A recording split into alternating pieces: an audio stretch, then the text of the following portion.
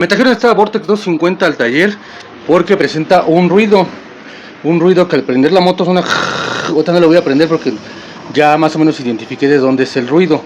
Generalmente cuando es un ruido es porque un tornillo se zafó o algo, pero platicando con el cliente me dice que lo llevaron a otro taller o con un amigo que tiene otro taller y le hicieron un medio ajuste, se puede decir, porque le cambiaron el cilindro.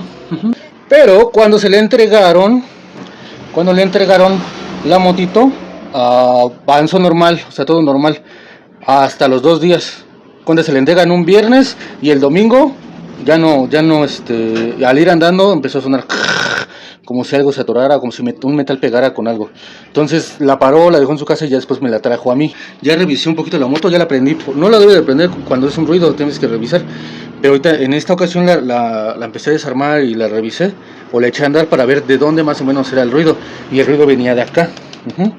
No venía de acá o no venía de punterías, que es lo habitual, ¿no? Cuando cambian un cilindro. A lo siguiente es quitar el tapón de aceite, y con una lamparita, chalanes, una lamparita, me fijé por aquí. Generalmente lo hago para ver si no hay una tuerca a la vista o algún componente antes de desarmar que esté mal.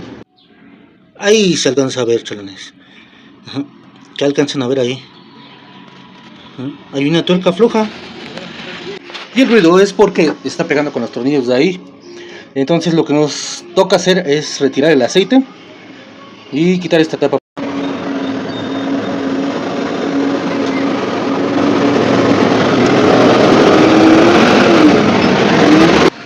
Ah, miren, esta es la tuerca que yo les decía. Entonces el ruido provenía de esta tuerca. Esta tuerca, aquí se ven los golpes. Esta tuerca, y esta tuerca sujeta esta arandela de aquí. Vean. Y este engrane de aquí. Entonces cuando la prendían, por eso es que sonaba.